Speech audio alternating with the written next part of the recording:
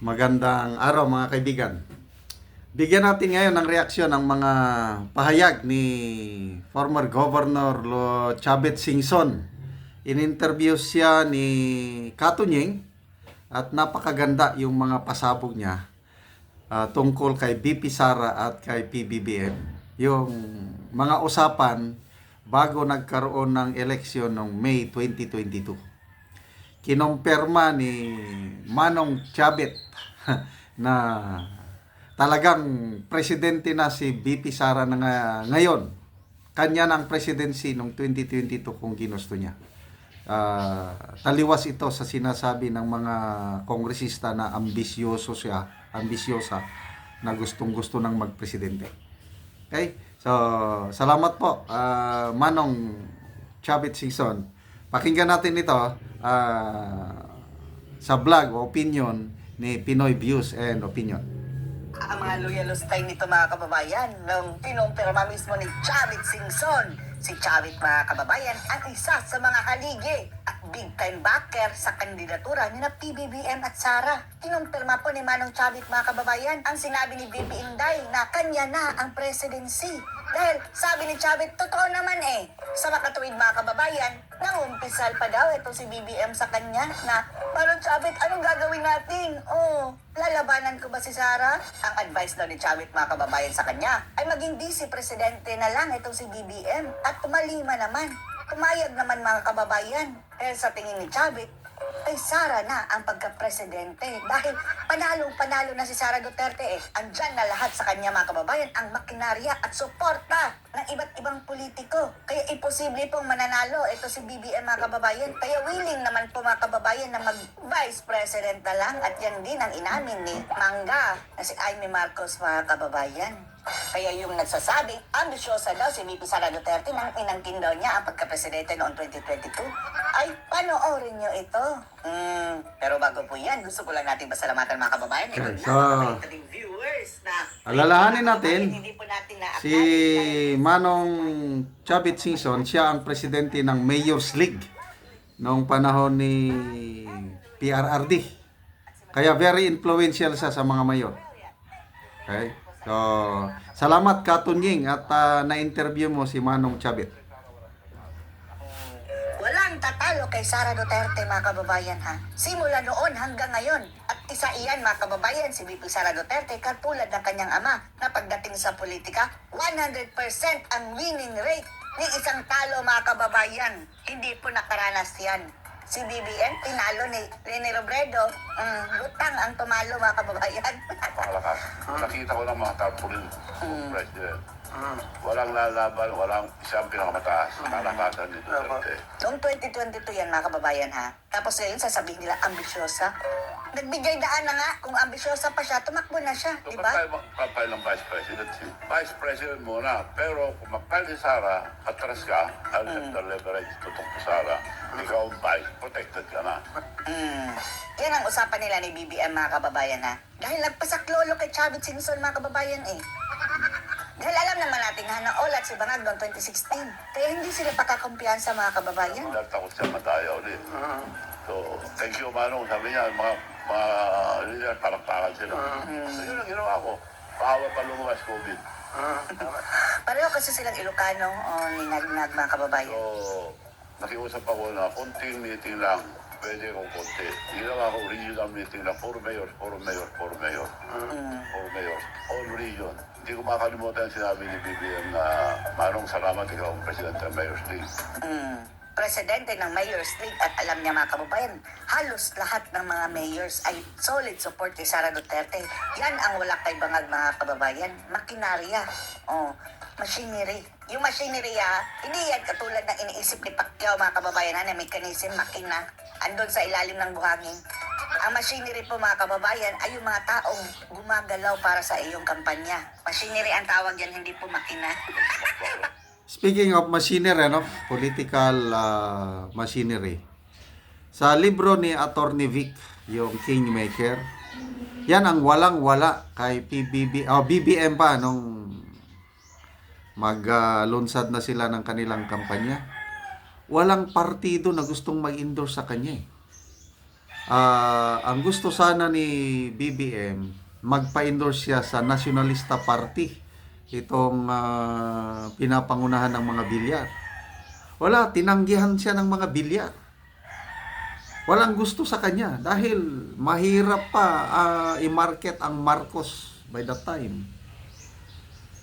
Kaya, dahil walang mag-endorse, walang partido si BBM, itong si Atty. Vic ang humanap ng paraan, yung unknown, napakaliit na party na Partido Federal ng Pilipinas. Doon siya, kinarga siya doon. Ganyan kahina ang makinarya ni Marcos Jr. bago eleksyon noong 2022. Tinalikuran siya ng Nacionalista Party. Nakasulat yan sa libro ni Atty. Vic. Naman sa mayor. Yan. So, puro mayor sa Militas, kaya naging popular na. Noon nakarata na si President Digong kay Panya Sara, nag-away na sila. So, the rest is history. Hindi mo na kwento.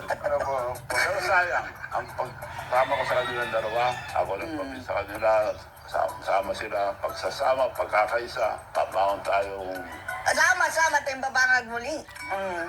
pagpulit, pagsasama tayo, nagsiwala yun eh. So, Buti nga, dahil nag mga kababayan eh. malungkot. Pero hindi kami nalulungkot.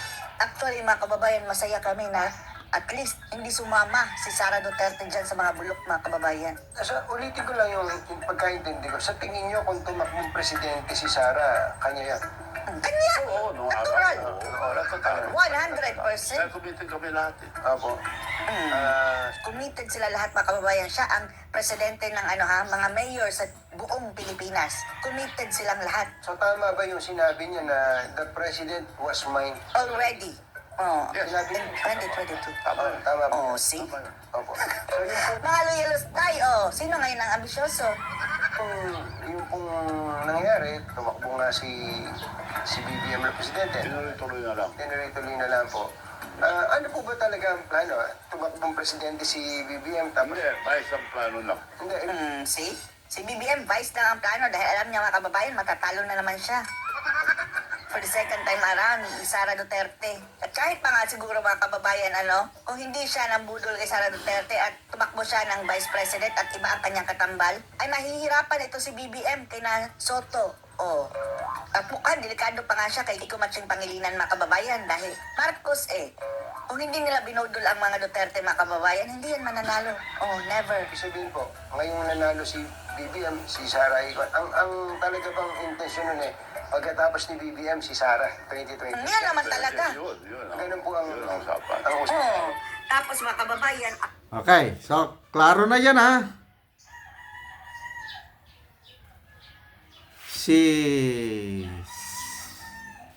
Mayor Inday Sara o VP Sara na sana ngayon ang presidente. Yun ang sinasabi ni Chavit Singson dahil presidente siya ng Mayor's League of the Philippines by that time. Lahat ng mga mayors handang sumuporta sa kandidatura ni Mayor Inday Sara kung nagporsige siyang tatakbo pagka presidente at susuportahan ng mga mayors. Ang cutting edge, ang labanan, ang boto, ang nagbibigay ng boto sa kandidato, mga mayors and barangay captains. So, umatras si VP Sara dahil pinagbigyan niya si PBBM. Na ang usapan, okay? Ito, narinig ko na ito sa isang political analyst, si Professor Ronald Llamas, na mayroong unwritten agreement between Marcos and Duterte. Na Marcos muna ngayon, after that, Duterte naman. Yun ang usapan. Ngayon, hindi nasunod dahil may isang sumingit na gustong magpresidente sa 2028 na wala namang pag-asang manalo. Doon nagsimula ang pagkawatak-watak ng unity. Yan na po, si Speaker Martin Romualdez gusto niyang magpresidente sa 2028. Sayang.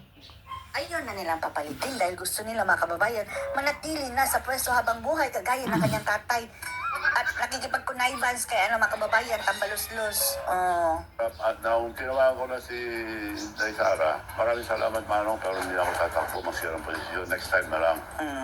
Next time na lang. Sabi niya. Tapos nag-decide na tumakbong vice para mag-aaral muna ako, sabi niya. Sa tingin natin mga kababayan, no, ang rason dyan, is delikadesa. Alam naman natin itong prinsipyo ng mga Duterte. Delikadesa. Dahil sa tingin nila mga kababayan, pangit tingnan na ang sumunod na presidente sa iyo ay ang anak mo. Oh. Yan talaga mga kababayan ang malakas na dahilan bakit hindi tumakbo presidente si Sara Duterte. Ayun, mas maganda ako. Sama na sila. So itong, kaya siya nag-slide na tumakbong vice para mag-aral. Eh kaya na, ito nangyari. Nangyari na.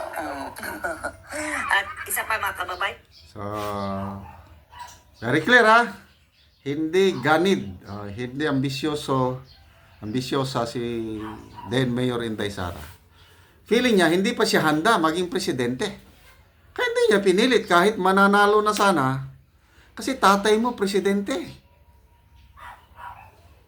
Talagang ibubuhos ang suporta sa iyo.